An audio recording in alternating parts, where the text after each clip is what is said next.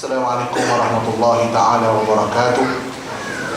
Ila hadratin Nabi Muhammad al-Mustafa Rasulullah sallallahu alaihi wasallam wa ala alihi wa ashabihi wa dhurriyyatihi wa ahli baitihi ajma'in, ila kaffatil anbiya'i wal mursalin alaihi wassalatu wassalam, ila kaffatil ulama wasyuhada wal qurra wal fuqaha wal awliya ilahi salihin wal hadarati wal dina wal ummahatina إجدادنا جداتنا لمشايخنا المعلمين ولأساتذتنا حضرات نفوسنا وأزواجنا وأبنائنا وبناتنا وإخواتنا وأخواتنا وأقربائنا وأصدقائنا وزملائنا وجيراننا ولتلاميذنا ولمن أحسن إلينا ولمن أحبنا فيك لجميع المسلمين والمسلمات والمؤمنين والمؤمنات الأحياء منهم والأموات لهم الفاتحة. أعوذ بالله من الشيطان الرجيم. بسم الله الرحمن الرحيم. الحمد لله رب العالمين الرحمن الرحيم مالك يوم الدين إياك نعبد وإياك نستعين اهدنا الصراط المستقيم صراط الذين أنعمت عليهم غير المغضوب عليهم ولا الضالين آمين. الحمد لله والصلاة والسلام على رسول الله من لا نبي بعده وعلى آله وصحبه ومواله. رب اشرح لي صدري ويسر لي أمري واحلل عقدة من لساني يفقهوا قولي. ربنا زدنا علما وارزقنا فهما واسعا. اللهم فقهنا في الدين وعلمنا التأويل. اللهم ارزقنا فهم النبيين وحفظ المرسلين وإلهام الملائكة المقربين. ربنا يسر ولا تعسر. ربنا تمم بالخير. ما بعد. قال الله تعالى: أعوذ بالله من الشيطان الرجيم. لقد كان لكم في رسول الله أسوة حسنة. وقال النبي صلى الله عليه وسلم: إنما بعثت لأتمم مكارم الأخلاق.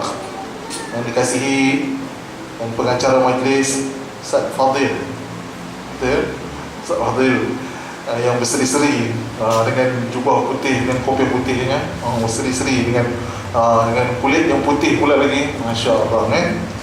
Dan kepada yang berbahagia Tuan Pengerusi Surau, Tuan Pengerusi Persatuan Penduduk, para pemimpin masyarakat, sahabat saya Tuan Rizman, dan kepada semua sahabat-sahabat tuan-tuan muslimin muslimat, mukminin mukminat rahimakumullah, terima kasih saya ucapkan dapat bersama-sama dengan tuan-tuan pada malam ini dalam program sambutan Mauludur Rasul sallallahu alaihi wasallam 1436 Hijrah di Surau Apartmen Laguna Biru ini. Kalau ikut tu lalu depan tu selalu tak masuk aja dalam ni. Rumah kakak ipar saya tu depan sikit lagi ya. Alhamdulillah malam ni bagaimana Allah dah janji nak bertemu, kita akan bertemu juga. Dan alhamdulillah semua ini adalah dengan izin Allah Ta'ala dan juga dengan berkat Nabi kita Rasulullah sallallahu alaihi wasallam. Jadi moga-moga pada malam ini Allah Ta'ala jadikan usaha kita ni sebagai satu amal soleh yang menjadi bekal kita bagaimana kita pulang bertemu dengan Allah Subhanahu wa Ta'ala. Semua yang dirahmati Allah Subhanahu wa Ta'ala, alhamdulillah kita syukur kepada Allah Ta'ala dikurniakan lagi kehidupan pada hari ini yang menjadikan kita masih lagi Allah bagi izin dan peluang untuk memperbaiki diri kita. Kalau Allah tak bagi hidup, maknanya lawan mati. Hidup tu lawannya mati. Jadi bila datang mati, tamatlah segala apa yang kita nak buat. Dan sedih sangat kalau manusia tu penyesalannya selepas mati. Ya, sedih sangat penyesalan itu datang selepas mati. Seeloknya penyesalan itu datang sebelum tibanya mati. Penyesalan sebelum datangnya mati itu sangat berguna, sangat bermanfaat. Maka kita jadikan peluang dan ruang hidup kita ni sebagaimana Nabi pesan, peliharalah hidup kita sebelum datangnya mati kita. Rasul berpesan dan rakan-rakan kita daripada kumpulan Rehan dah mengulangkan pesanan itu. Ingat 5 perkara sebelum 5 perkara, sihat sebelum sakit, muda sebelum tua, kaya sebelum miskin, lapang sebelum sempit, hidup sebelum mati. Hayataka qabla mautika, jagalah hidupmu sebelum datangnya matimu. Masya Allah, kita masih lagi hidup, diberi peluang hidup lagi. Bukan kita tak mati, tapi kita belum dimatikan. dan kematian itu pasti dan akan tiba masanya. Maka sebelum tibanya kematian itu, marilah kita menjadi sebaik-baik umat Nabi Muhammad SAW.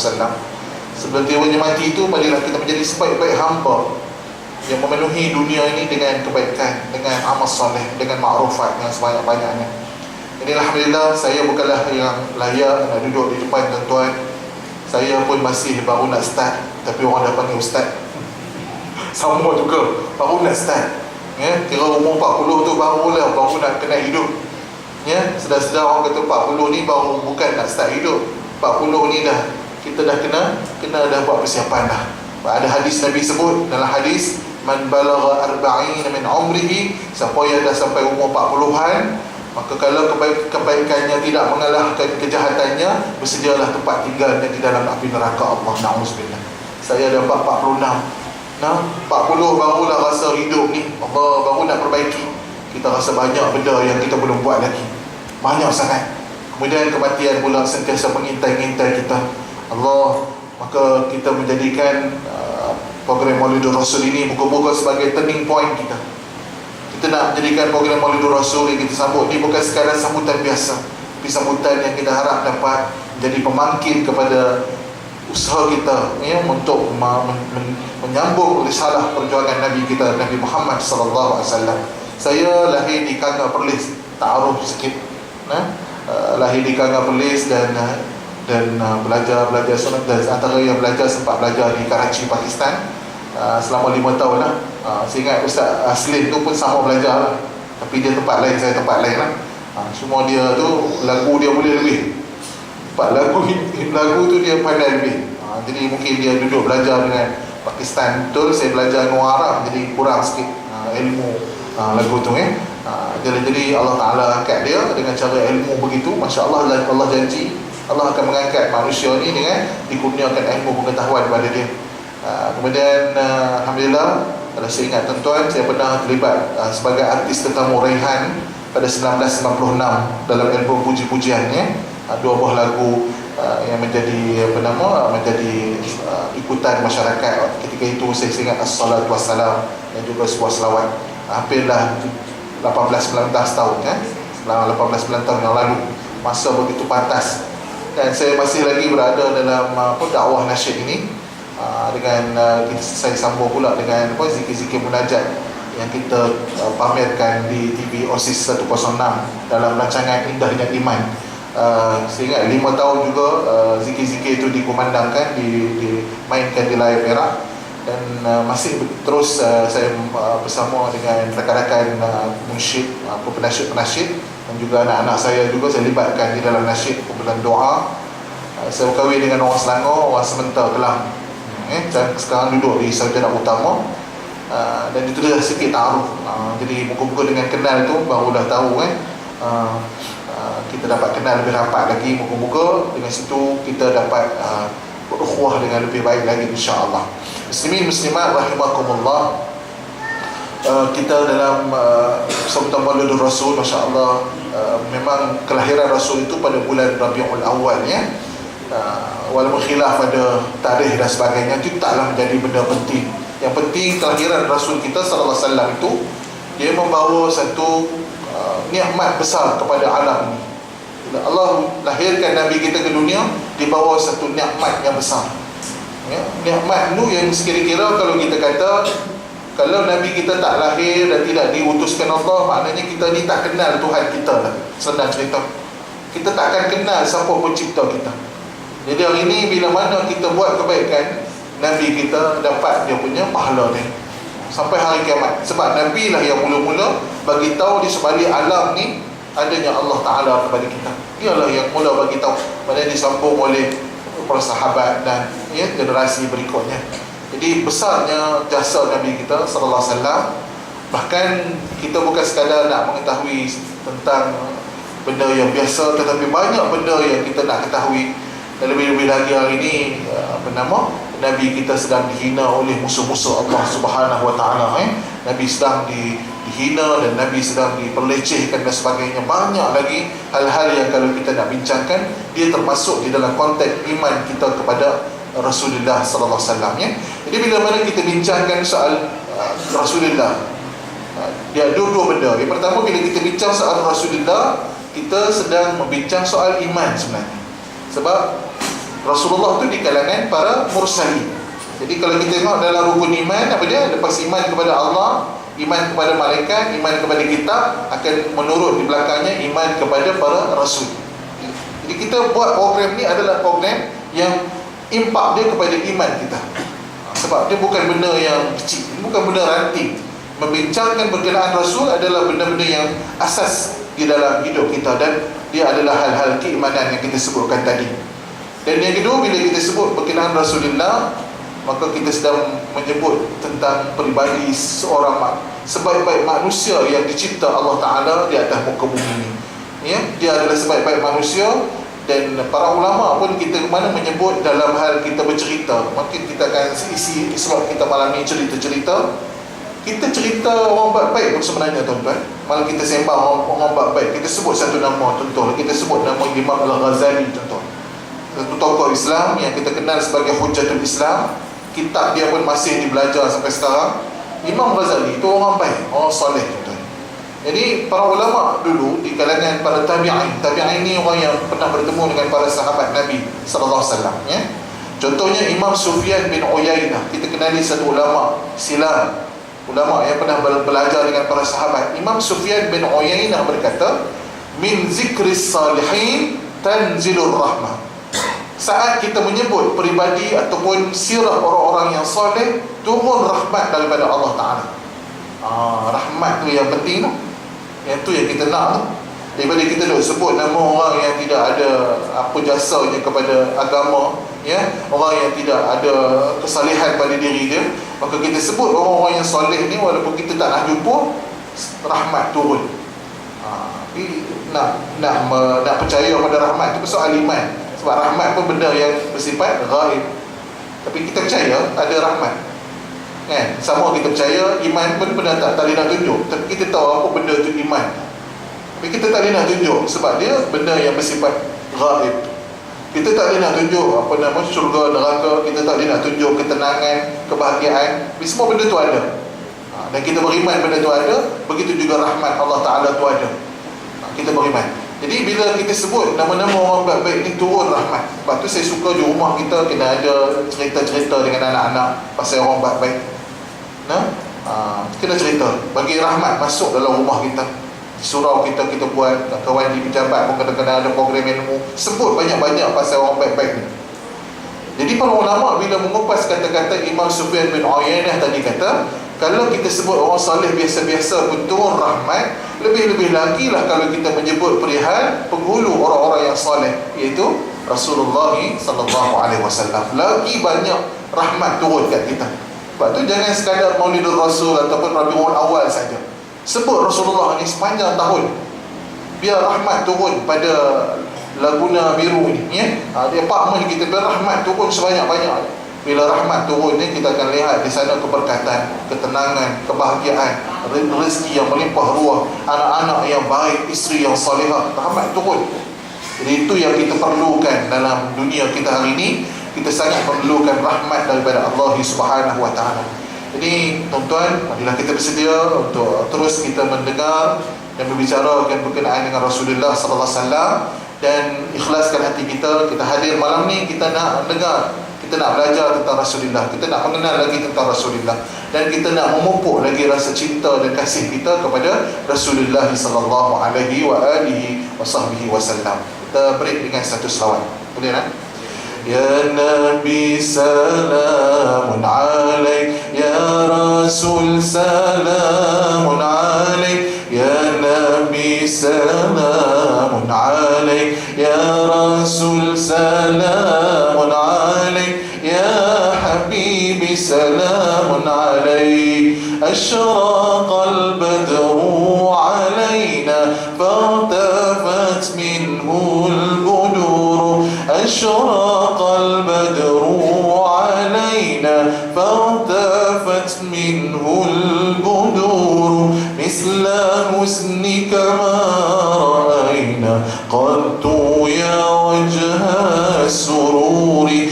Misla husnika ma ra'ayna qattu ya wajha وجه السرور يا نبي سلام عليك يا رسول سلام عليك يا نبي سلام عليك يا رسول سلام عليك يا حبيبي سلام عليك يا حبيبي سلام عليك.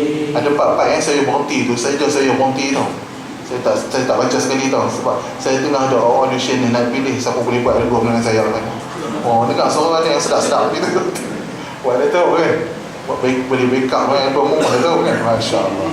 Baik, tuan yang dirahmati Allah Tabaraka wa Ta'ala. Jadi kita dah bersedia nak dengar dengan apa yang kita nak bincang malam ni. Bukan saya nak sebut satu persatu daripada kelahiran Rasulullah. Memadai malam ni kita nak bincang tentang kemuliaan dan keutamaan Rasulullah sallallahu alaihi wasallam ya. Dengan itu datang manfaat yang banyak kepada kita. Muslimin muslimat rahimakumullah. Bila Allah sebut berkenaan dengan perutusan Nabi dalam Quran, bila Allah sebut tentang perutusan Nabi, Allah ada kaitkan perutusan Nabi tadi ada tujuannya, iaitu tujuannya adalah untuk membawa rahmat kepada alam.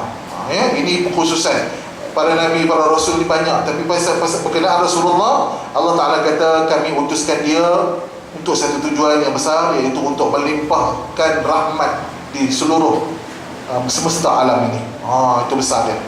Sebab itu kalau kita buka Al-Quran, antara ayat yang membincangkan hal itu, Allah Ta'ala kata kepada kita, A'udzubillahi minasyaitanir rajim, wa ma arsalnaka illa rahmatan lil alamin.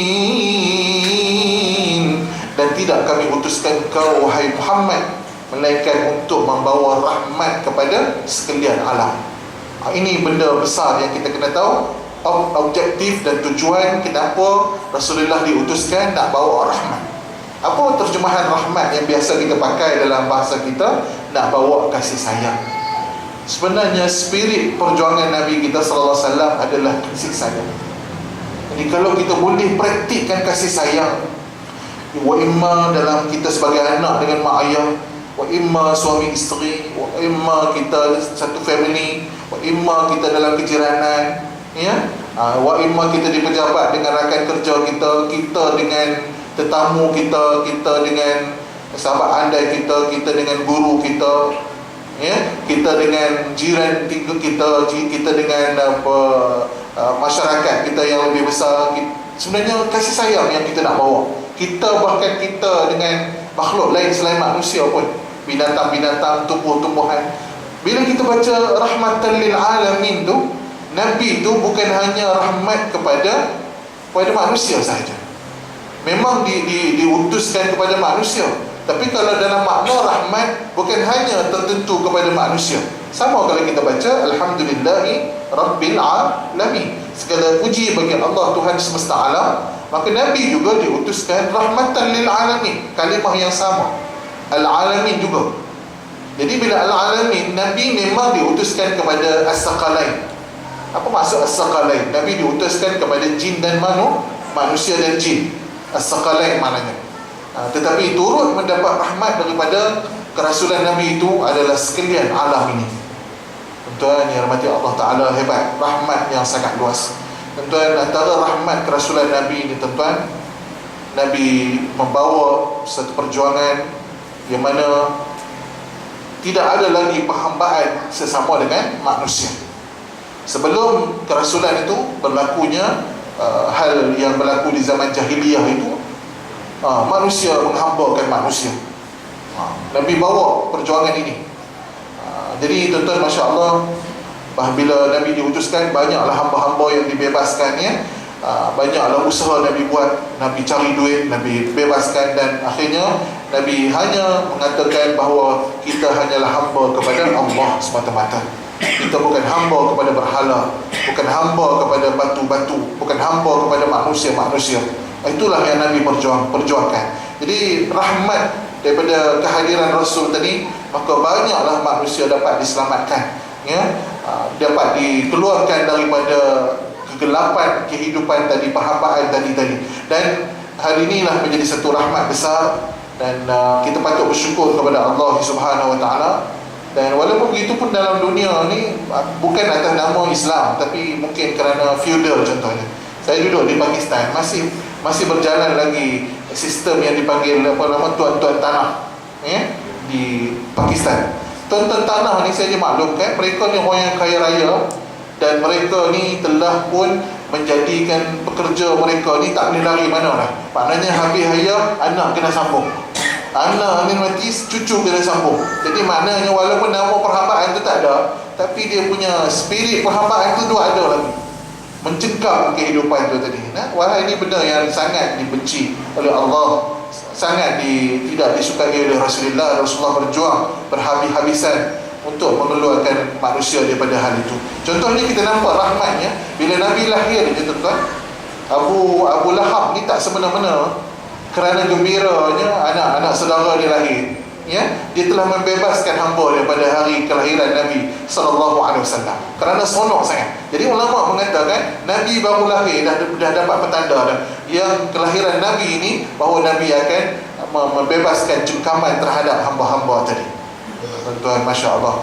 Jadi kita bersyukur, itu satu hal yang pertama. Kemudian kalau kita bincang lagi soal rahmat kerasulan Nabi tadi yang bersifat umum tadi, contohnya kepada manusia yang kita sebutkan ni, Nabi mengeluarkan manusia tadi daripada lembah kegelapan kepada kehidupan cahaya. Nabi keluarkan manusia dari kegelapan kesyirikan, kekafiran, Nabi bawa kepada kehidupan iman, kehidupan yang bercahaya. Sebab tu bila kita sebut berkenaan dakwah Nabi itu, maknanya dakwah Nabi itu adalah dakwah yang mengajak manusia kepada kehidupan yang terang benderang. Walaupun kita ni duduk di bawah matahari yang terang benderang, tapi banyak lagi jiwa-jiwa manusia yang berada di dalam kegelapan. Itu pun masih kita nak berjuang, berdakwah supaya manusia ni keluar daripada kegelapan jiwa, kegelapan hati dia, kegelapan hidup dia, kepada kehidupan yang terang benderang walaupun mata dia buta. Ada orang buta di zaman Nabi SAW, tapi hati dia terang benderang dengan cahaya iman. Itu yang kita nak bawa. Bila mana iman itulah yang menjadi faktor yang menerangkan kehidupan kita. Tuan-tuan, rahmat Nabi, kalau kita lihat juga dalam sejarah perang, dalam sejarah Nabi berdakwah, Nabi kita dakwah ni, Masya Allah, Nabi kita pergi, bila dakwah tidak diterima di kota Mekah, Nabi terima tentangan. Nabi kita buat keputusan pergi mana? Nabi buat keputusan mengatur fasa yang berikutnya. Nabi bergerak pergi ke Taif. Mungkin ada rakan-rakan dah sampai ke Medan ataupun bahagian Taif. Tapi sebelum Nabi sampai, kafir musyrik dah hantar orang dulu. Mereka hantar dulu beberapa orang pergi tabur cerita buruk tentang Nabi SAW. Begitulah cabaran dakwah.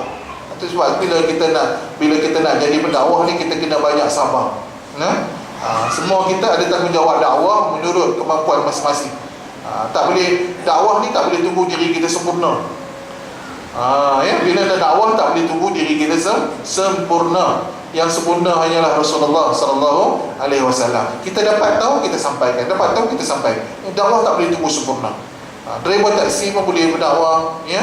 Pemain pun boleh berdakwah. Semua orang ambil peranan dakwah, barulah bersebarnya risalah Nabi SAW. Jadi Nabi tempuh dakwah, dan jalan dakwah ni bukan jalan red carpet. Jalan dakwah ni bukan jalan tabur bunga rampai. Jalan dakwah ni jalan terima kata-kata, celaan, ya. Itulah jalan yang Nabi tempuh. Jadi kita bila pergi dakwah, tak boleh lah orang kata lah pedih tu, tak boleh. Kalau macam tu tak boleh lah dulu. Jadi pendakwah ni kena kental hati dia. Jadi Nabi pergi, diupah kafir musyrik ni, upah kepada anak-anak muda di Taif tu, burukkan cerita Nabi, dan mereka kata jangan biar dia masuk Taif, kejar dia, ya, kejar dia, baling dia. Masya Allah, anak-anak pemuda-pemuda Taif ni tak tahu, tak pernah jumpa Nabi, dapat gambaran salah dulu. Masya Allah, kan? Dapat gambaran buruk. Jadi bila Nabi sampai bersama dengan anak angkat dia, Sayyidina Zaid bin Harithah, ya, apa yang Nabi dapat, mula-mula dia ejek Nabi. Bayangkan Nabi dia ejek dalam umur 50 tahun dah. Kalau kita budak ejek, kita kau jaga. Kau tak kenal pakcik ke? Nabi kena ejek. Kena ejek, kena maki hamun dia. Allah, Nabi terima. Semua tu kerana Nabi nak selamatkan umat manusia. Tak cukup dengan itu, Nabi dibaling dengan batu. Nabi dibaling, Nabi dikejar sampai berdarah tubuh Nabi SAW. Allah, itulah dia harga perjuangan Nabi kita. Tuan-tuan, saya nak kata Nabi tadi Nabiyur Rahmah, Nabi kasih sayang, tuan-tuan. Kalau dah kena macam tu lah, kalau kita tak tahan kan. Tapi Nabi ni sabar dia, Masya Allah. Sebab dia tu saya katakan tadi, tujuan dia bawa rahmat, bawa kasih sayang. Nabi dah kena kejar, Nabi dah lari dah. Sebab ni batu duk banyak ni. Jadi bila Nabi lari di celah-celah gunung di Taif tu, dia gunung ganang ada. Hadis dalam hadis Bukhari Muslim kata apa? Gunung ganang ni penama malaikat yang gunung ganang ni dia ada penjaga dan kalangan malaikat tak. Lepas tu saya dah tengok lah kawan-kawan pasal sejana tu gunung ganang habis botak. Malaikat marah punya. Sebab ada penjaga malaikat. Habis nak buat rumah dulu kan. Tapi tak nampak macam dulu dah. Habis botak. Jadi bila Nabi duduk lari celah-celah tu, malaikat jaga gunung ganang ni kata, "Ya Rasulullah, biadab sangat orang Taif ni. Biadab sangat apa yang dia orang buat pada kau ya Rasulullah. Sekarang ni tunjukkan kepada kami gunung mana. Tunjuk je. Tunjukkan mana kami gunung mana kami akan angkat dan himpapkan orang Taif ni." Nak buat macam tu. Malaikat tu yang tak ada nafsu tu pun dah tak tahan dah. Tapi apa jawapan Nabi kita? Itu yang cantik. Ini yang kita nak belajar. Maulidur Rasul. Nabi kata apa, tuan-tuan? Nabi kata jangan. Aku tak mau. Aku tak mau. Jangan ditimpakan malapetaka ke atas mereka. Tak nak. Nabi tak nak. Sesungguhnya Nabi kata mereka tak tahu. Sebab mereka tak tahu. Kalau mereka tahu aku ni siapa, sudah tentu mereka tak akan buat macam ni. Dan Nabi kata aku tak nak mereka diazab, kerana aku masih mengharapkan. Nabi kata, tengok dia punya point dia. Aku masih mengharapkan nanti keluar daripada sulbi mereka ni, budak-budak remaja ni, bukan kahwin lagi pun, tak kahwin lagi, remaja-remaja je. Tapi aku mengharapkan nanti keluar daripada sulbi mereka orang-orang yang beriman, yang beriman kepada Allah satu masa nanti. Nabi sabar. Nabi dia tak gopoh nak tengok dia punya natijah tu sekarang juga. Kalau kita nak tengok cepat kan, bagi sembahyang kita nak tak marah kalau tengok tak berlaku depan mata kita segera. Tapi Nabi boleh sabar. Nabi meletakkan optimis, satu hari nanti Taif ni orang-orang dia akan tunduk beriman kepada Allah dan kepada Rasulullah. Malaikat tak jadi. Tapi kalau Nabi kata green light tadi, hari ni kita pergi Taif dah jadi apa agak-agak, padahal jarak pada kuku. Nabi tak buat macam tu. Sebab Nabi yang bawa kasih sayang. Lepas tu Nabi angkat tangan, Allahumma hdi qaumi fa innahum la ya'lamun. Ya Allah, berilah hidayah pada kaumku ini kerana sesungguhnya mereka tak tahu. Kita kena doa kepada umat Nabi yang masih tak jumpa jalan balik lagi. Doa, bagilah mereka dapat hidayah balik pada jalan Allah, balik kepada kehidupan yang sebenar. Ini cara Nabi kita. Nabi tidak mendoakan kemusnahan. Tapi kalau datang juga sekali-sekala benda yang bersifat mega, dia punya musibah tu, itu Allah Ta'ala nak didik kita. Dia datang sekali-sekala, bukan ikut Nabi. Nabi tak doakan macam tu. Tapi kalau datang juga, yang kita duk tengok dalam sejarah hidup kita ni, yang tu ada benda yang kita kena tahu. Allah Ta'ala ni pun dia ada had dia. Dia nak bagi juga teguran, sekali-sekala tu dia kena buat, supaya orang yang beriman bertambah beriman dia kepada Allah dan insaf nak balik kepada Allah Ta'ala. Itu yang kita lihat. Musibah-musibah yang berlaku tu, memang Allah Ta'ala dia ada tujuan kepada kita, nak didik kita dan sebagainya. Muslimin, muslimat rahimakumullah. Jadi kalau demikian, kita boleh mendoakan anak-anak kita walaupun belum berkahwin lagi. Kita dah boleh doa supaya anak-anak kita tu akan jadi orang-orang yang melahirkan zuriat yang baik. Berdasarkan kisah tadi, para ulama kata kita dah boleh mendoakan anak-anak kita yang bujang-bujang yang belum kahwin ni. Doakan, ya Allah, moga nanti keluar daripada sulbi mereka orang-orang yang beriman kepada Allah Subhanahu Wa Taala. Sebabnya cerita ni. Kenapa sulbi? Kenapa sulbi? Sulbi ni maknanya tempat letaknya mani orang lelaki. Itu Nabi kata, aku mengharapkan nanti akan keluar daripada sulbi mereka orang-orang yang beriman kepada Allah. Maknanya belum kahwin lagi. Ya, belum kahwin lagi, tapi Nabi dah doa dah. Begitu cara di mana kita doakan kepada remaja-remaja kita, generasi muda kita ni, supaya mereka dah jadi orang yang beriman. Nanti ya, mereka akan melahirkan orang-orang yang menjadi asbab lahirnya orang-orang baik, umat-umat Nabi yang bermanfaat ya, satu masa nanti. Tuan, saya sentuh tadi pasal remaja. Kita dah kait pasal remaja, Nabi bertembung dengan remaja tadi kan. Antara remaja ni, orang mana-mana masyarakat pun duk sembang pasal masalah remaja ya? Jadi saya ada ingat satu tip yang saya boleh bagi tuan-tuan. Kita tak boleh menjauhkan mereka, dan kita tak boleh memaki hamun mereka, bukan begitu caranya.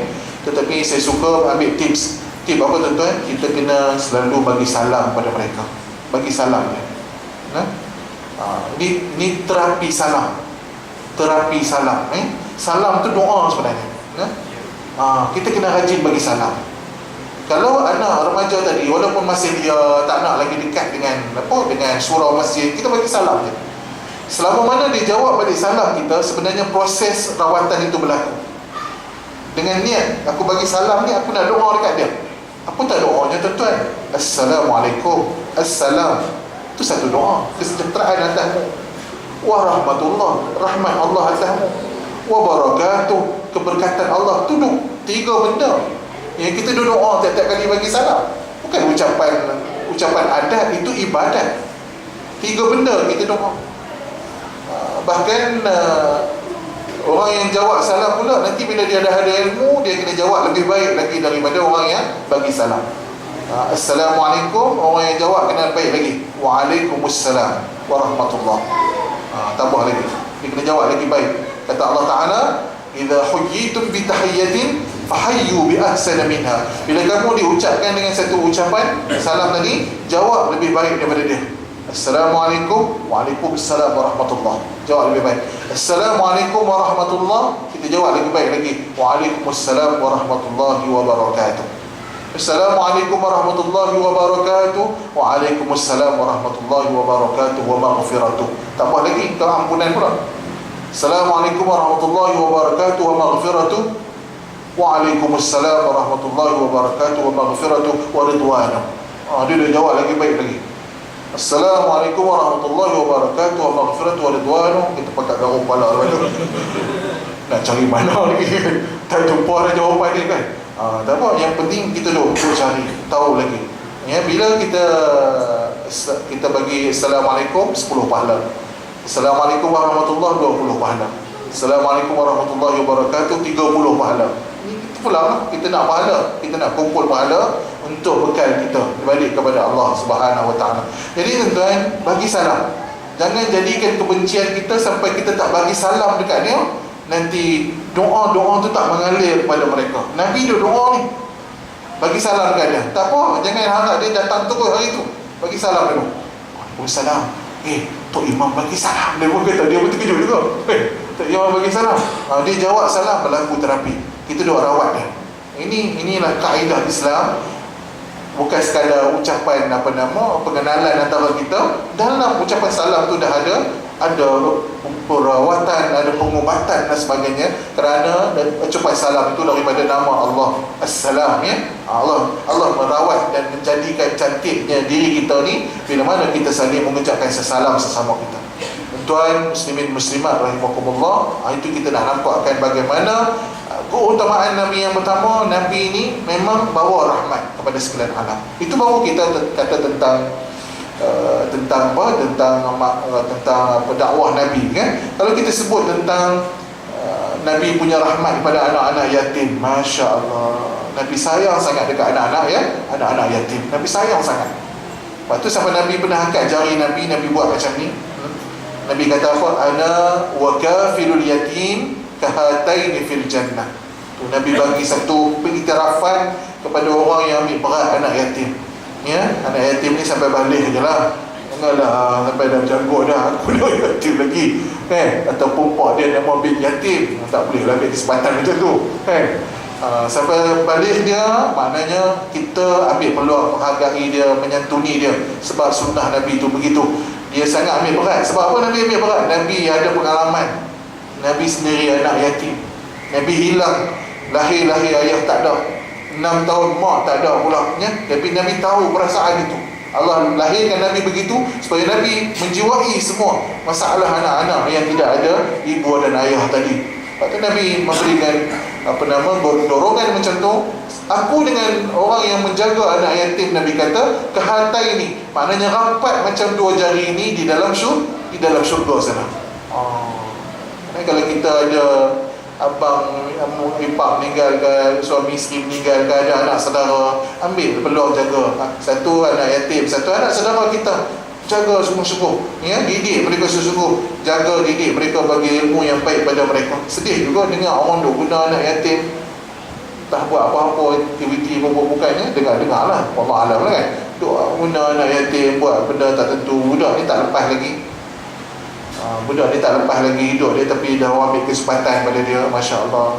Saya belajar di Pakistan dulu. Ini satu benda lagi, selain video apa nama tadi, perhambaan tadi, ada satu trend lagi yang dia buat ni sedikit ni, apa tuan-tuan, sedikit mereka merangkap pengemis.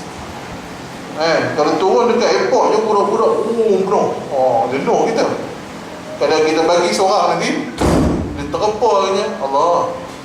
Jadi sedikit ni tuan-tuan, bila mana dia dapat mak ayah ni walaupun pengemis, produktif juga, dapat anak juga walaupun pengemis. Jadi anak yang lahir tu nanti kepala sedikit ni akan patah-patahkan tulang-tulang dia, supaya nanti menyambung kerja-kerja pengemis tu. Ini waktu saya belajar dulu. Sedih manusia ni, ketamakan dia sampai tahap macam tu. Jadi mana rahmatnya Nabi bawa tadi ya, manusia tak peduli lagi perjuangan Nabi bawa kasih sayang tadi. Manusia dengan kecintaan dia kepada kebendaan tadi, dia tak peduli siapa lagi. Jadi Nabi ni anak yatim, Nabi sangat. Bahkan pada satu pagi raya, Nabi tengok budak-budak bermain-main ramai-ramai. Tiba-tiba ada satu budak yang duduk seorang diri menangis. Nabi dikati anak, kenapa tidak bermain sama kawan ya, hari raya ni? Kenapa duduk seorang-seorang di sini? Kenapa sedih? Dia kata, saya anak yatim. Nabi sebab Nabi tengok dia sedih ya. Nabi kata, mau tak Muhammad jadi ayahmu dan Aisyah menjadi ibumu ya? Nabi bagi gembira kepada anak-anak yatim tadi. Itu antara cebisan-cebisan kisah. Dan kalau anak-anak ni, kalau Nabi jumpa tuan-tuan, Nabi akan usap kepala mereka.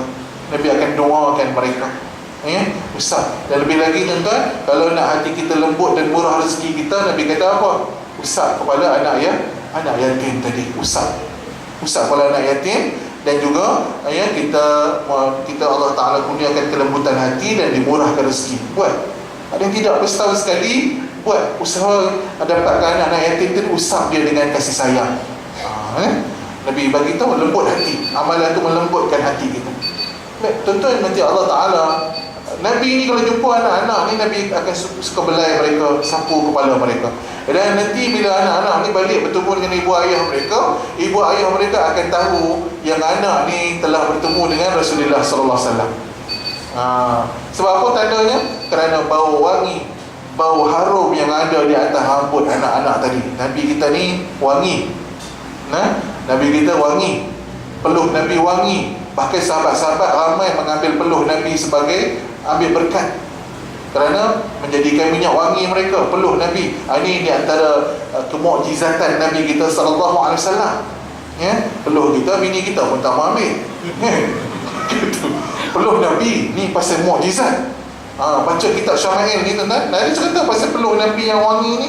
Jadi kalau tuan-tuan berhajat, boleh jumpa, boleh dapatkan buku ni, baca Bulan Maulid Rasul ni. Dia menghimpunkan di dalam ni 415 hadis berkenaan dengan Nabi sallallahu alaihi wasallam. Ni terjemahan dalam bahasa dalam PM lah, yang ada kita biasa baca tu dalam Indonesia, disuka sikit. Yang ni ada pelajar-pelajar kita di Al-Azhar, dia buat satu tim terjemahkan buku Syama'il Muhammadiyah ni untuk mudah kita baca dalam PM, dalam bahasa kita yang lebih kita mudah faham lagi. Kalau berhajat, boleh baca dan duduk dengan anak-anak, tarik berkat dalam rumah kita, baca hadis-hadis ni berkenaan dengan Nabi kita tadi. Okey. Jadi Nabi sapu kepala ayah-ayah, mak dia akan cium. Bau tu sama je, keharuman Nabi tadi. Allahu Akbar ya. Lepas tu kita pun ambil peluang menyantuni anak-anak kita. Kalau anak-anak kita datang surau ya, sapu kepala anak-anak kita, doakan anak-anak kita tadi. Nabi itu sikap pengasih, penyayang tu kepada anak-anak kecil. Walaupun anak yatim ke anak tidak yatim kan, Nabi sangat pengasih dan sebagainya. Dan kalau kita lihat juga, Nabi sangat mengasihi orang-orang yang tidak bernasib baik. Lebih-lebih lagi bila mana datang teguran Allah kepada Nabi SAW. Waktu Nabi didatangi oleh si buta, si buta tu dimasukkan sahabat yang buta, tapi nama Allah tak sebut. Tapi dalam tafsir kita tahu si buta itu adalah seorang sahabat Nabi, Abdullah bin Ummi Maktum nama dia. Dia tu buta, dia dah masuk Islam. Satu hari dia buta, dia datang nak belajar dengan Nabi. Waktu yang sama datang pembesar Quraisy masuk dalam rumah Nabi. Jadi Nabi dia fikir nak layan yang mana ni? Dia dah Islam dah. Yang Quraisy ni belum Islam lagi, pembesar pula. Jadi fikir Nabi, biarlah dilayan pembesar Quraisy ni dulu, yang ni dilayan dulu, biar dia tinggal dulu. Maka Nabi ini, Allah Ta'ala sebut dalam surah Abasa tadi, Nabi ini Abasa wa tawalla. Tengok, Nabi, Allah tegur Nabi pun Allah tak guna perkataan kamu. Oh, itu spesialnya Nabi. Antara hebatnya Nabi, Allah tak tegur Nabi dengan perkataan kamu. Maknanya Abasa, Allah guna perkataan dia. Allah dengan Nabi ini dia cukup jaga. Kalau Nabi-Nabi lain ni Allah kata kamu tidak, spesialnya dia, Allah Ta'ala kata dia Abasa, bermasam muka, wa tawalla, dia berpaling daripada si buta tadi. Anja'ahul a'ma, ketika mana dia didatang oleh si buta. Begitu Jadi tuan-tuan, bila mana turun ayat ini, Nabi SAW lepas tu sangat meraih orang-orang yang tidak bernasib baik, orang-orang yang cacat. Bahkan lepas tu kalau Nabi tengok Abdullah bin Ummi Maktum jalan lagi, tak sampai rumah lagi, kerana teguran Allah Ta'ala tadi, Nabi akan turun pergi pegang tangan dia. Jadi berdasarkan cerita Abdullah bin Ummi Maktum tadi, lepas tu Nabi lepas dapat teguran daripada Allah Ta'ala tu, Nabi lepas tu tidak mau mensia-siakan lagi golongan-golongan yang kita kata orang kurang upaya ni. Nabi akan bagi perhatian dengan sungguh-sungguh. Lepas tu Nabi, bila ni Nabi akan nampak dia datang nak belajar dengan Nabi, Nabi akan pergi ambil pimpin dia, Nabi akan sediakan makanan untuk dia, Nabi, bahkan Nabi mengingatkan kita pun sama, jangan kita kita mensia-siakan mereka-mereka ini, kerana mereka-mereka ini disebut dengan banyak nama-nama mereka di dalam Quran. Contohnya ra'aital ladzi yukazzibu bid-din fadzalikal ladzi yad'u al-yatim, Allah sebut yatim, wala yahuddu ala ta'amil miskin. Nama-nama tu banyak disebut dalam Quran. Jadi kita kena beri perhatian dan kita memberikan kesantunan kepada mereka, menyantuni mereka dan bersifat belas kasihan kepada mereka tadi. Dan berikutnya kalau kita lihat pula bagaimana kasih sayang Nabi kita sallallahu alaihi wasallam, kalau kita panjangkan pula kasih sayang Nabi, bukan sekadar kepada manusia, tapi manusia secara keseluruhannya. Kalau kepada binatang pula, contohnya Nabi pernah berburu dengan para sahabat. Sebelum berburu tu saya nak tengok belas kasihan Nabi, kasih sayang Nabi. Nabi pernah keluar daripada masjid, selipar Nabi tak ada, hilang. Ada orang balas, orang kedah kata dia dah ambil kasut Nabi, bukan kasut kita hanya, kasut Nabi pun kena ambil. Jadi bila tak ada kasut tu, kita tengok Nabi ni macam mana kan. Kita tadi baru aku nak jadi orang baik ni, kita tengok kasut hilang, terus keluar tulang ikan semua keluar kan. Punya apa ni, kasut bawah tu kita akan keluar semua. Nabi kita bila tengok kasut tak ada, Nabi kata apa? Kalaulah orang ni berhajat sangat dengan kasut saya, maka Nabi kata aku hadiahkanlah kasut tu. Kalau dia berhajat, dia tak ada kasut. Tapi kalau dia ni memang orang jahat yang memang suka bisnes selipar, dia jual ambil selipar. Kalau dia memang suka ambil selipar orang pergi jual, Nabi kata aku harap ni kejahatan dia yang terakhir. Ni Nabi punya rahmat. Dia tak ada nak doa, ya Allah bagi kudung kaki dia bagi dia terbalik ke mana-mana. Jadi tak ada. Jadi doa Nabi tu sentiasa mengharapkan rahmat dan kebaikan tadi. Balik kepada soal binatang contoh, Nabi pernah berburu dengan sahabat.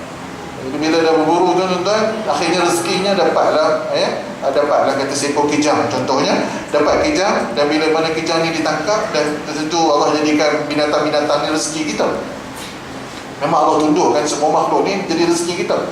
Tapi bila mana kijang ni berada pada tangan Rasulullah SAW, Rasulullah, kijang ni kata apa pada Rasulullah, ya Rasulullah, saya terima hakikat saya ni dah Allah jadikan rezeki Rasulullah dan para sahabat. Tapi saya nak minta izin ya Rasulullah, saya ni masih ada anak-anak kecil, izinkan saya balik menyusu anak-anak saya dulu. Oh, saya macam tu Jadi saya janji saya akan datang balik ni. Saya janji, dia janji dengan Rasulullah. Dia tak bukan main-main janji, dia akan balik semula. Dia terima hakikat yang dia akan jadi rezeki orang. Maka Rasulullah ni bila kata begitu, Rasulullah pun lepaskan dia balik. Rasulullah nak tengok macam mana didikan Rasulullah pada kita. Kijang ni pergi lah. Macam kita, kalau duduk part tu, kalau orang tangkap kita, bagi peluang saya balik, saya nak bayar yuran budak ke apa kan, langsung royuk terus. Tak datang dah kan. Oh, kijang tadi datang balik kata. Subhanallah, dia datang balik. Saya dah susu anak-anak saya semua, saya dah datang. Rasulullah bila datang balik, ni kata rahmat, sifat rahim, kasih sayang Nabi dalam jiwa Nabi. Nabi cakap kat sahabat ni, tadi ni ada cerita. Sahabat-sahabat heran, Nabi lepaskan dia balik, tiba dia datang balik. Baru Nabi cerita, ini kijang ni dia ada anak, kita dah tangkap dia, tapi dia janji dia datang balik. Dia terima dia hakikat, jadi rezeki kita sedar yang dia ada anak, kita sangkut tak nak pisahkan dia dengan anak gitu. Nabi tanya macam tu. Kalau kita orang pisahkan kita dengan anak kita macam, sahabat-sahabat tak boleh tahan dengar Nabi didik macam tu tak apa, lepas dekat dia Rasulullah, biarlah dia balik pada anak dia. Tu Nabi ada lagi yang ini. Hari ni kita nak tanya siapa, kita balik rumah tu lah kan. Kita tak tahu ada anak atau ada anak, kita tak tahu. Tapi pernah berlaku begitu Nabi ini, dia masih kasih sayang dia tu sampai tahap bukan kata manusia, kepada binatang pun sampai begitu sekali. Dalam satu peristiwa lain di kota Madinah, unta mengamuk tuan-tuan. Unta ni jarang mengamuk.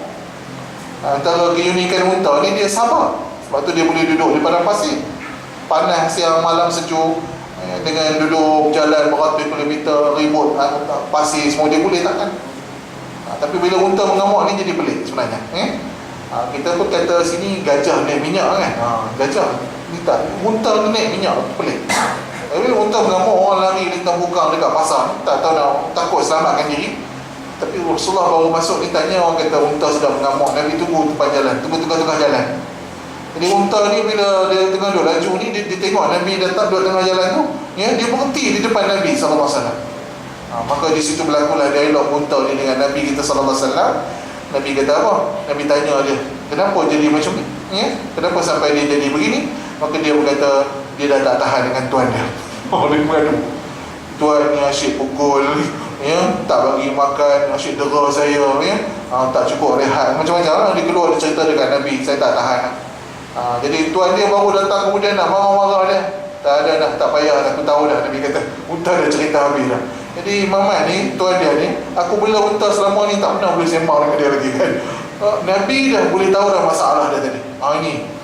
Jadi kalau kamu nak ambil balik, berjanji ya, kamu akan jaga dia betul-betul, kasih dia pada unta ni.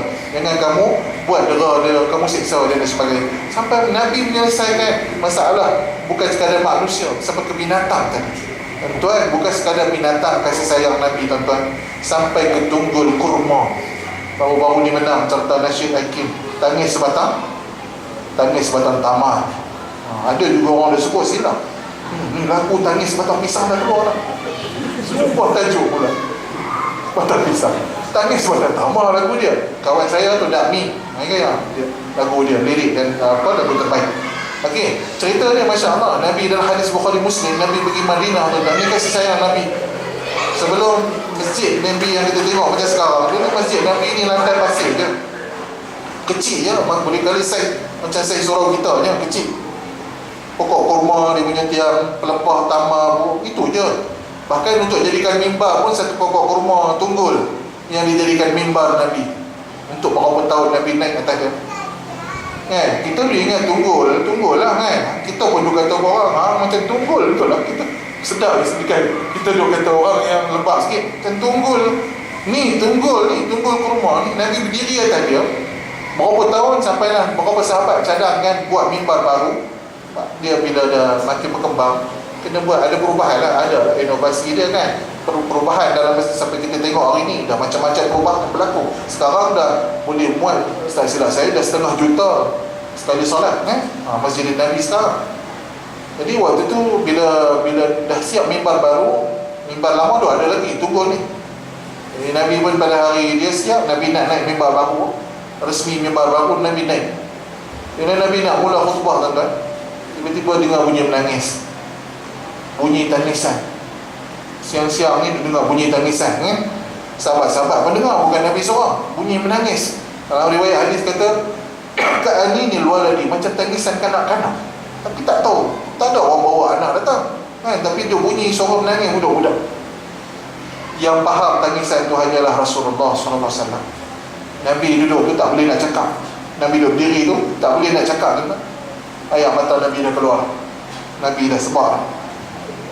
Sahabat dua heran ni, siapa Nabi menangis? Pasal apa yang ni menangis? Suara-suara pula. Jadi tak nampak lagi, tak tahu lagi. Sampailah Rasulullah turun daripada mimbar baru tu, Rasulullah pergi semula pada mimbar lama, tuan-tuan. Rasulullah belai dia. Rupanya yang tu menangis, tunggul kurma menangis. Sudah ni, zaman Nabi tunggul kurma. Kita janji malam-malam tunggul menangis agak-agak. Kita buat apa? Kita pergi belai dah ke? Kita tinggal selipar dia. Tinggal selipar. Nabi belai ni. Nabi kata, aku tak pujuk dia. Kalau aku tak belai dia, aku tak teram-teramkan dia, dia akan menangis sampai hari kiamat. Persoalan dia, kenapa tunggul kurma menangis? Ni cerita menarik tu. Sebab dia sedih Nabi tinggalkan dia, tuan-tuan. Bukan tinggal jauh, tinggal dekat tu dia, pindah mimbar baru je. Dia sedih dah Nabi tak bijak atas dia. Tunggul yang tak ada otak tu pun boleh tahu kasih sayang Nabi dekat dia. Maka para ulama kata, kita sepatutnya lebih rindu kepada Nabi SAW, lebih daripada tunggul kurma tadi. Masya Allah, tu dia cerita Nabi. Nabi pujuk dia, Nabi cakap, kata riwayat sejarah, tunggul tu dikorek, kemudian ditanam pada tempat tu juga. Mungkin lepas dia mendapat beberapa berita gembira daripada Nabi SAW, maka dia terima qada, ketentuan Tuhan yang dia tu kena dicabut, ditanam. Kata dia ditanam di tempat yang sama juga. Tapi nak bagi tahu berlaku hal itu dalam sejarah Nabi kita, tuan-tuan. Terus kata rahmat kepada sekalian alam tadi, bukan hanya manusia, jin-jin, tumbuh-tumbuhan, pokok-pokok, binatang-binatang, semuanya mendapat rahmatan lil alamin, tuan-tuan. Sebab tu kita dah bersyukur, bersyukur sangat-sangat kerana kita dipilih menjadi umat Nabi kita sallallahu alaihi wasallam, kerana segala kemuliaan yang ada pada Nabi kita. Itu yang pertama, kemuliaan. Dah bismillah dah. Kita masuk sikit lagi. Kemuliaan lain yang kita nak sentuh pada malam ini berkenaan dengan Rasulullah kita ini, bahawa Rasulullah kita ini adalah Rasul yang terpilih. Perkataan Arabnya kita sebut perkataan Mustafa, Rasulul Mustafa atau Mukhtar. Mukhtar tu orang yang terpilih, Mukhtar Dahari, Mukhtar, terpilih. Tapi di Kedah kalau nama Mukhtar ni tak ada nama Mukhtar, orang panggil Pak Tan. Hilang masuk Mukhtar, Pak Tan. Kalau Hasan jadi Chan, orang panggil. Tu yang Chan, Malik Chan tu kan, orangnya yang tu. Tentu yang mati Allah SWT. Jadi terpilihnya Nabi itu kita nak nampak berapa sudut, tuan-tuan. Yang pertama saya nak bagi kita terpilihnya Nabi tadi. Nabi itu daripada Nabi Adam alaihissalam tu, Allah nak bawa benih Nabi itu, Allah letak di dalam sulbi-sulbi orang yang terpilih. Sebab yang pertama manusia tu Nabi Adam, bapa manusia. Jadi sudah tentu bermula daripada situ. Jadi Allah letakkan benih Nabi ni dalam sulbi orang-orang terpilih. Maksud saya sulbi ni orang lelaki lah. Sulbi ni orang lelaki. Kalau perempuan dipanggil apa? Tara'ib. Yakhruju min bainis sulbi wat tara'ib. Yang dikatakan mani itu keluar daripada sulbi orang lelaki, dan tara'ib. Tara'ib ni bahagian dada perempuan. Tara'ib. Itu yang Quran bagi tahu kita. Sebelum datang sains bagi tahu, Quran dah cerita awal dah. Pasal apa nama? Sifat manusia ni, biologi manusia tadi Dan sudah tentu berada di dalam sulbi para Nabi dalam tempoh tadi. Maknanya orang-orang yang mulia. Allah tak letak benih Nabi ini dalam sebarang sulbi orang. Dan akhirnya benih Nabi ini berada dalam sulbi Nabi Ibrahim alaihissalam. Nabi Ibrahim ini pula digelar bapa para Nabi. Anak dia Nabi Ismail, Nabi Ishaq. Dia bapa Nabi-Nabi. Kemudian Allah pilih pula daripada anak Nabi Ibrahim tadi untuk pindahkan benih Nabi ini berada di dalam sulbi Nabi Allah Ismail. Daripada sinilah susul galur datuk-datuk Nabi Ya ampun maaf, saya malam ni pun tak hafal secara turutan dia Maulidur Rasul berapa lama dah, nah? Tapi tak kenal nama-nama ni secara susun lah. Kenal lah di sana ada Ghalib, ada Fihr, ada Kinana, ada Lu'ay, ada Ghalib, ada Adnan dan sebagainya. Kita tak susun. Sebab apa? Sebab apa? Sebab ustaz lah orang kata. Sebab apa saya pula? Sebab ustaz tak buat lagu. Okay. Kalau ustaz buat lagu kami hafal lama. Orang kata kena pakai fikir balik buat lagu pula kemarin. Semua kalau tak ada lagu Asmaul Husna pun tak boleh hafal. Semua kita lah ni dia nak kaedah dipermudahkan Entah. Yang kita tahu hujung sekali Abdul Muttalib. Yang tu lah kita biasa sebut dipindahkan benih Nabi itu pada atuk-atuk Nabi.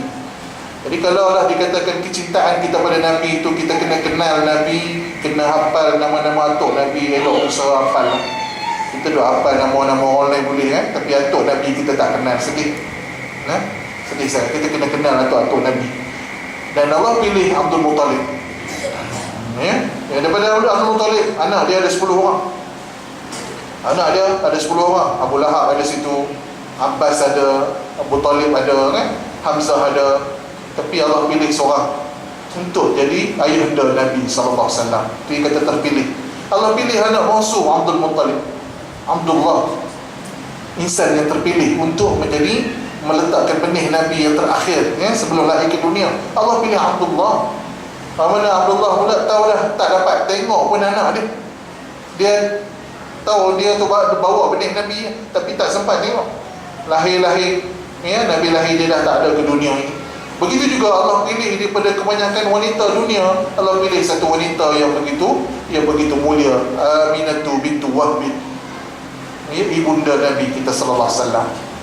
Jadi kita menyama ayah Nabi ni, ahli sunnah ni, kita kena jaga mulut kita. Jangan kita celupar mulut. Setengah-setengah penceramah ni dia celupar mulut dia. Mak ayah Nabi neraka, sedap-sedap. Jangan cakap benda tu boleh mengguris perasaan Nabi sallallahu alaihi wasallam. Cuba orang cakap mak ayah kita tak guna, kita kata apa? Marah kita. Walaupun kita tak tahu kedudukan dia, tapi eloklah kita jaga mulut dan beradab dengan Nabi sallallahu alaihi wasallam. Itu lebih baik. Lebih baik begitu. Itu cara ahli sunnah mengajar kita. Untuk mati Allah, sebab cenderung orang ni dia suka nak cakap, dia cakap. Bahkan ada sampai cakap apa? Nabi sebelum dia angkat jadi rasul, dia orang manusia biasa macam kita. Tak boleh macam tu. Tak boleh. Kena jaga banyak-banyak adab. Bukan dekat beriman je, kena jaga adab dengan Nabi kita sallallahu alaihi wasallam. Allah pilih. Kemudian daripada bangsa-bangsa dekat dunia ni, Allah pilih bangsa Arab. Yang menjadi sebab kebencian pula Yahudi. Sebab Nabi banyak daripada Bani Israel sebelum ni, Allah pilih bangsa Arab. Daripada bangsa Arab pula Allah pilih, tak semua, macam-macam kabilah ada. Allah pilih Quraisy. Quraisy pula ada suku-sukunya. Allah pilih yang termulia dalam suku-suku Quraisy. Allah pilih Bani Hashim. Bani Hashim tu keturunan yang ada dekat Jordan lagi tu, Hashimi. Yang Nabi kata kami tak boleh terima zakat. Patutnya raja-raja Jordan tu tak boleh terima zakat lah. Keturunan dia tu, keturunan Bani Hashim tu tak boleh ambil duit zakat. Masya Allah. Dan itulah Allah pilih. Itu dari satu sudut Allah pilih, nampakkan terpilihnya Rasul. Terpilih yang daripada sudut yang kedua yang kita nak bentangkan malam ni, bagaimana para Rasul, para Nabi itu dalam pengajian Tauhid ada 124,000 orang Nabi. 124,000 Nabi ada sebelum Nabi kita, tapi kita pun tak kenal. Itu kitab Tauhid bagi tahu. Kemudian Rasul pula ada kata 313, ada kata 315, ada kata 316. Biar ramai memegang kata 13 Rasul. Ramai juga tak kenal semua juga. Hanya yang Allah sebut dalam Quran 25 orang Rasul. Allah pilih lagi. Dia pilih disebut dalam Quran itu yang terpilih lah. Yang kita duduk nasyid lah. Adam, Idris, Nuh, Saleh, Ibrahim, Lut, Ismail, Isa, Yaqub, Yusuf, Ayyub, Syuaib, Musa, Harun, Kifli, Daud, Sulaiman, Ilyasa, Yunus, Zakaria, Yahya, Isa, wal akhiru khatamul anbiya, Muhammad al-Mustafa. 25 orang Rasul. Daripada 25 Allah pilih pula 4 orang Rasul. Dan Dan 5 termasuk Rasulullah yang digelar sebagai ulul azmi minal rusul, rasul-rasul yang tinggi kesabaran mereka. Nabi Nuh, Nabi Ibrahim, Nabi Musa, Nabi Isa, dan Nabi Muhammad sallallahu alaihi wasallam, ulul azmi, ya. Kita daripada 5 ni Allah select lagi 2 yang dipanggil Khalilullah, iaitu sahabat Allah dan teman Allah, Nabi Ibrahim dan Nabi Muhammad sallallahu alaihi wasallam. Last kali Allah select seorang, inilah dia kekasih Allah, Rasulullah sallallahu alaihi wasallam, ya. Bersyukur kerana kita dipilih menjadi umat kekasih, ia menjadi umat kekasih Allah, Nabi Muhammad sallallahu alaihi wasallam, satu-satunya manusia yang Allah kasih pada dia, yang Allah gelar dia Habibullah, kekasih Allah, yang mana kita pun duk sebut nama dia kekasih Allah, kekasih kami, ya Habibi ya Muhammad, kita dah sebut macam tu sekali. Lelaki perempuan sebut, nah, lelaki perempuan sebut nama Nabi kekasih. Siapa kat sini suami yang marah kalau isteri balik rumah nasyid, ya Habibi ya Muhammad, wahai kekasihku ya Muhammad? Ada suami marah? Tak ada siapa nak marah. Cuba tukar nama orang lain. Hang siapa ni? Awak boleh betul. Nak kenal ke? Nak kenal. Ni siapa ni? Siapa ni? Kekasih. Tapi kalau Nabi tak ada siapa nak marah. Allah hebatnya. Ya Habibi ya Muhammad, kekasih di hati-hati kita semua.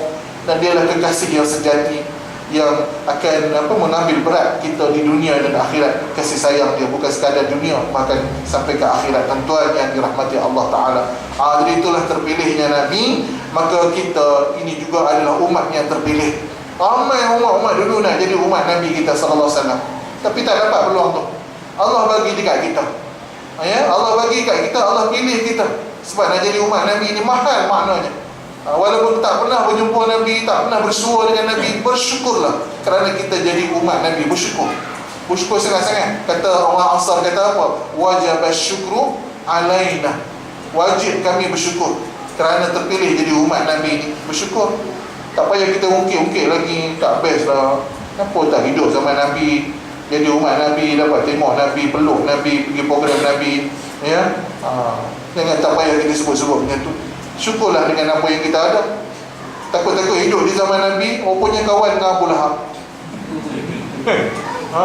Duduk buat tata aktiviti dengan Abu Jahal pun. Takut juga. Bukan semua yang duduk zaman Nabi itu tengok Nabi beriman dengan Nabi, tak juga. Tapi yang penting Allah pilih kita dengan hidayah ini, akan kita tahu yang kita ni jadi umat Nabi. Yang tu makna yang penting untuk kita terima, yang kita fahamkan. Pakcik Nabi yang bela Nabi pun sampai ke Sudan tak masuk Islam. Bukan kata duduk dekat dengan Nabi itu confirm boleh selamat lah. Pakcik Nabi itu bela Nabi berapa belas tahun. Nabi itu ajar dia, tak mau juga. Sampai dia nak meninggal dunia, nyawa ikan lah. Abu Jahal pun datang, Abu Lahab pun datang, tak nak bagi ikut Nabi ni, nak mengucap kalimah syahadah ni. Nabi pergi juga, walaupun Abu Jahal, Abu Lahab dia tengok satu macam kan kat Nabi.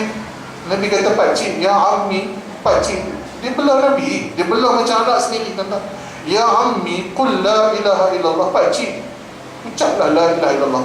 Yang lain-lain Nabi settlekan semua. Nabi semua ucap yang tu. Tuan-tuan, kalau Allah tak gerakkan, tak boleh, tak jadi. Tu, tak tergerak dia nak sebut. Betul tuan-tuan. Kalimah la ilaha illallah tu bukan sebab kita terror sebut sekarang. Kalimah la ilaha illallah yang kita boleh sebut waktu nak mati itu bukan sebab kita terror pandai sebut sekarang, tidak. Nah, tu Allah izinkan kita. Allah izinkan kita bila mana kita menunaikan tuntutan kalimah itu dalam kehidupan kita. Kalau nak ikut kita waktu kita nak mati itu, kita tak larat dah sebenarnya. Tak larat. Tok guru silat ke, tali pinggang hitam ke, memang tak larat lah. Ya? General ke, memang tak boleh buat apa dah. Tak larat. Mati itu tak larat. Habis kita. Sakarat datang, kita tak boleh buat apa. Sebab itu Allah jadikan kalimah la ilaha illallah tu tidak perlu untuk bertemu bibir. Kalimah la ilaha illallah tu tak ada huruf untuk kena temu bibir, tak ada. Kalau ada ba, kita kena jumpa bibir. Ba, tak ada ba. Mim pun tak ada, mim. Mana ada mim la ilaha illallah. Nak bagi tahu tak laratnya, mulut kita pun tak larat. Kadang bunyi tak bunyi, kadang gitu. Lemahnya kita waktu tu. Allah tarik semua kekuatan kita. Itulah kematian yang kita akan jumpa satu hari nanti, tuan-tuan. Hanya Allah lah yang boleh jaga kita, yang boleh jadikan kita dapat lafazkan kalimah itu. Dan bila kita lafazkan kalimah itu, kata Allah, kata Rasul, man kana akhiru kalamihi la ilaha illallah dakhala al-jannah. Dan siapa yang akhir perkataannya di dunia ini la ilaha illallah, dia akan masuk ke dalam syurga. Bukan semua orang dapat sebut, tuan-tuan. Penting Nabi kata hidup kita ni yang penting hujungnya. Siapa kita dulu tu tak apa. Itu siapa kita dulu tak apa. Masing-masing kita ada sejarah silam kita. Tetapi yang penting kita punya penutup. Nabi kata innamal a'malu bil khawatim. Sesungguhnya amalan yang dinilai oleh Allah Ta'ala adalah amalan penutup kita. Kita tak tahu. Kita tak tahu. Ni yang menjadikan sahabat-sahabat menangis siang malam, bimbang penutup kita. Perkara yang paling dibimbangi para sahabat adalah pengakhiran hidup kita macam mana. Jadi sekarang ni bukan yang kita takutkan itu kematian. Yang kita takutkan bagaimana kita mati. Itu yang sebenarnya kita kena takut. Dalam amalan apa kita mati, yang tu semua kita kena bimbangkan. Muslimin, muslimat, kalau ikut masa ceramah biasa ni pukul 9 ni orang dah sudah dah. Tapi tak tahulah semangat orang sini, dia sampai pukul berapa dia bagi kat saya. Dah suruh bagi salam, saya bagi salam. Tapi memang seronok dengan tuan-tuan. Dan dah kita baca tadi tentang terpilihnya Nabi kita sallallahu alaihi wasallam. Last satu nak tutup ni, tak panjang, yang ni pendeknya. Keutamaan Nabi ni banyak. Kalau kita baca dalam pun banyak. Ni kita baru sebut 2 malam ni. Yang ketiga yang saya nak sebut malam ni, tuan-tuan, keutamaan Nabi kita ni, tuan-tuan, Allah nak bagi dekat Nabi kedudukan yang tinggi dalam syurga, yang mana tak ada orang lain capai, dia seorang. Ini yang dimasukkan. Syurga tadi ni dia ada 100 tingkat. Nabi kata syurga dia ada 100 tingkat. Pintu dia biasalah kita dengar, dan Datul Ma'wa, Darussalam, Firdaus, sebagainya. Tapi dia ada tingkat ni 100 tingkat. Jadi tingkatan kita ni ikut iman kita dalam syurga ni. Sampai orang yang duduk tingkat yang bawah sekali, kita tingkat 100, dia menyesal. Dia bukan menyesal masuk syurga. Dia bukan pasal menyesal dia masuk syurga. Penyesalan ni penyesalan sebab tak buat lebih. Sebab apa dia jadi menyesal tu? Sebab bila dia duduk tingkat 100, dia tengok tingkat 99, macam kita duduk di bumi tengok bintang di langit. Subhanallah, ada lagi 100 yang lagi 98 ni. Yang tingkat 98 pun macam tu juga. Silap kita tak buat banyak tu. Tu setiap tu kan? Sebab apa? Dia punya ketinggian tu, keluasan syurga. Dan tingkat yang paling tinggi kata Nabi adalah Jannatul Firdaus. Nabi walaupun ada tingkat ni sebanyak, Nabi pesan dekat kita dalam bab minta syurga, Nabi suruh minta Jannatul Firdaus. Nabi pesan dekat kita Salullahal Firdaus, mintalah kepada Allah Jannatul Firdaus. Walaupun macam-macam tingkat syurga ada, macam-macam nama ada. Sebab apa, tuan-tuan? Sebab Nabi nak umat Nabi ni duduk dengan Nabi, bersama dengan Nabi di dalam Jannatul Firdaus. Mungkin Nabi boleh ziarah lah, tapi tak kerap jumpa. Nak jumpa selalu dalam Jannatul Firdaus. Kita tak pernah jumpa Nabi, kita nak jumpa dengan Nabi. Maka Jannatul Firdaus tempat dia. Dalam Jannatul Firdaus pula Nabi kata ada satu kedudukan yang Nabi kata seorang je boleh. Seorang je tempat tu. Nabi kata aku harap aku. Kita kata siapa dia lah, nak kata kita tak malu kita. Nabi lah yang layak sekali tempat tu. Dan Nabi kata nama tempat itu adalah Al-Wasilah. Al-Wasilah. Yang tu Nabi suruh kita doa lepas azan. Nabi suruh kita dah kata Nabi confirm dah, tapi Nabi nak kita semua ada saham doa dekat dia. Sayyidana Muhammadanil wasilata wal fadil. Nabi nak umat Nabi ni lepas azan jangan duduk sembang, doa dekat Nabi. Allahumma rabb hazihi da'wat, baca, ya Allah kurniakan kepada penghulu kami, Sayyidina Muhammad al-wasilah, kurniakan kepada Rasul kami ni al-wasilah. Satu tempat yang kita katakan tadi, wal fadilah, dan segala kemuliaan Allah Ta'ala. Jadi umat Nabi yang sayang kat Nabi, yang kasih pada Nabi, dia kena ingat hal ni. Jangan duk bersembang, jangan duk layan benda lain lagi, tumpukan doa ni. Walaupun sunat, tapi ada kelebihan doa ni.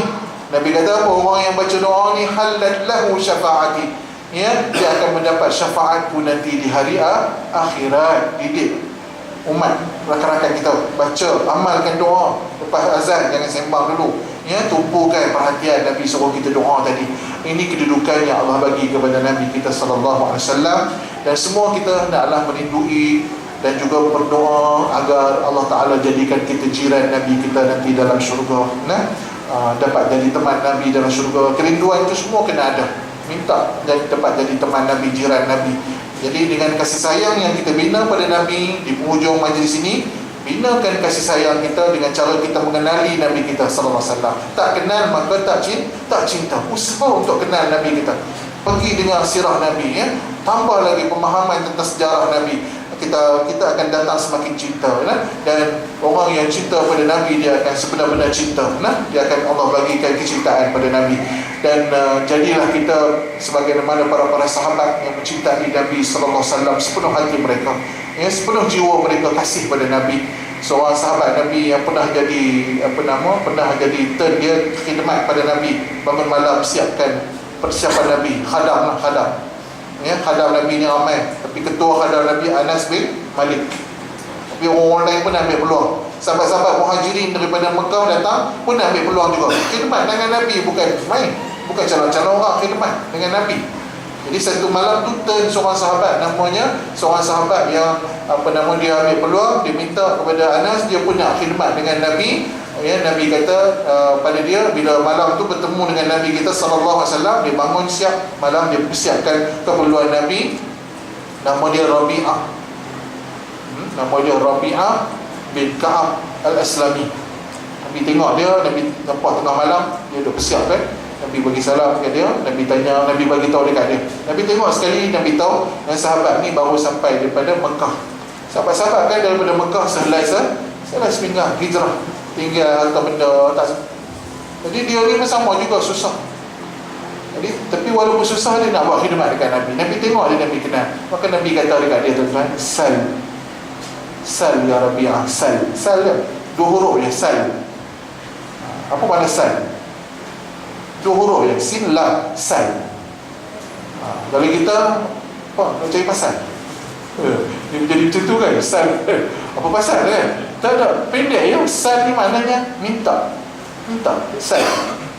Rabi'ah, sekarang kita dua je. Aku pun kenal kau, meletakkan kau baru nak mula hidup ya. Sekarang ni minta, mana-mana saya boleh tolong, Nabi kata Nabi akan tolong, tunaikan. Minta sekarang. Ini kita anggap orang yang baru nak mula hidup mungkin nak minta duit sikit kan, nak start mega ke, ataupun masa sunyi ke, bagi orang rumah ke kan, ataupun bagi kambing ke, nak ternak kambing ke, nak mula hidup. Fikir kita Rabi'ah ni akan minta benda-benda macam tu. Tapi bila Nabi peluang, Nabi kata minta, dia minta apa tuan-tuan? Sahabat ni dia kata, as'aluka murafaqataka fil jannah. Saya nak minta satu je ya Rasulullah, saya nak jadi temanmu di dalam syurga. Itu dia sahabat-sahabat. Nabi ulang balik, awa ghaira dhalika ya Rabi'ah. Mungkin yang lain pun yang nak minta, tak sempat fikir kan, main sebut je. Dia kata tak ada ya Rasulullah, yang tadi lah, saya tak nak yang lain lah. Yang dunia ni tak apa, pelan-pelan carilah kan. Nak bina hidup ni pelan-pelan bina, nanti dapat lah. Tapi nak dapat jadi teman Rasulullah ni bukan senang. Nabi dah tanya sekali, saya nak minta satu, saya nak jadi teman Rasulullah di dalam syurga. Nabi kata, kalau kau nak aku tunaikan hajat kamu ya, untuk jadi temanmu dalam syurga, teman aku dalam syurga, tolong aku, Nabi kata, untuk sampaikan hajat kamu tadi bikasratis sujud, dengan memperbanyakkan sujud kepada Allah Subhanahu wa taala. Banyak solat, ya, salat fardu, salat sunat ya, ataupun kita sujud banyak kepada Allah Ta'ala ya. Itu tanda kita nak bersama Rasulullah di dalam syurga.